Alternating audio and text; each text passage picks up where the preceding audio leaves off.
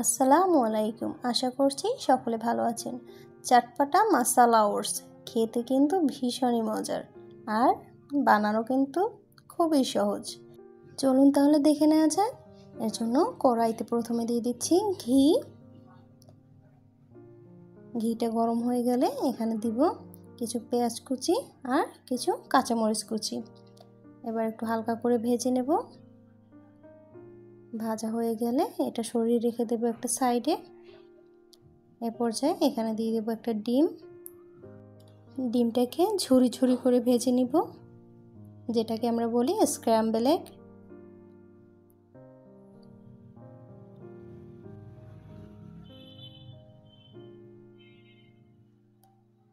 ডিমটা কিন্তু ভাজা হয়ে গেছে।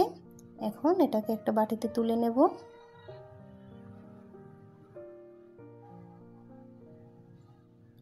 এখন কড়াইতে আবার সামান্য কিছু ঘি দিয়ে দিলাম।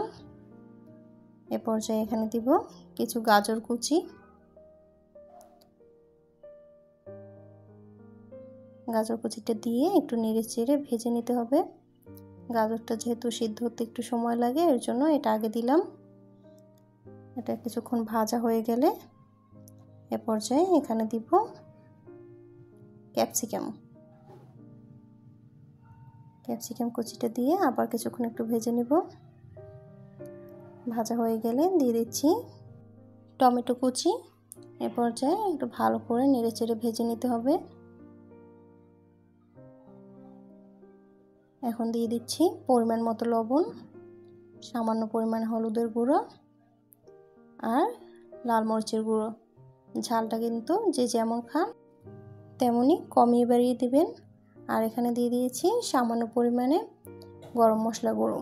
এবার ভালো করে একটু নেড়ে চেড়ে ভেজে নেব।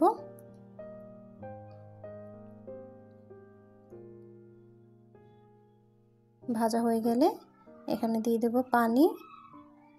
সবজিটা সেদ্ধ হতে যতটুকু পানি লাগে আর কি।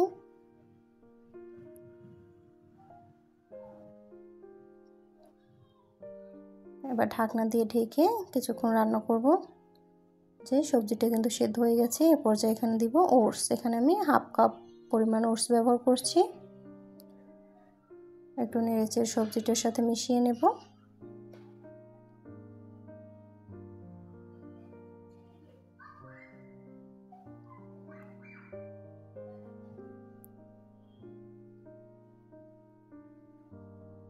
মেশানো হয়ে গেলে ঢাকনা দিয়ে ঢেকে কিন্তু আমি কিছুক্ষণ রান্না করেছি।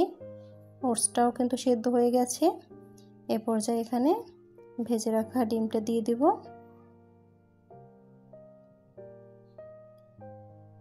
নাড়াচাড়া করে একটু মিশিয়ে নিচ্ছি।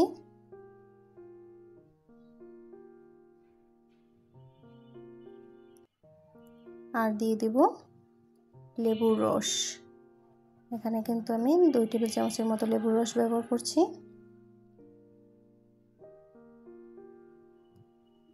এটা কিন্তু খেতে ভীষণই মজা হয়। এরকম করে বানিয়ে কিন্তু বাচ্চাদের টিফিনেও দিতে পারেন। এটা কিন্তু ওদের জন্য খুবই হেলদি আর অনেকক্ষণ পেটেও থাকবে।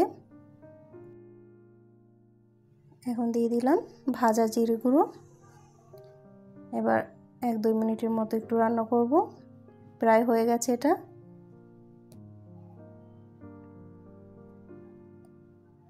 এই যে তুলে নিলাম বাটিতে। দেখুন দেখতে কিন্তু কতটা লোভনীয় লাগছে। এভাবে কিন্তু ট্রাই করে দেখতে পারেন। আশা করছি ভালো লাগবে। আর আমার ভিডিওগুলো যদি ভালো লাগে অবশ্যই লাইক, কমেন্ট, সাবস্ক্রাইব করে পাশে থাকবেন। Bye bye.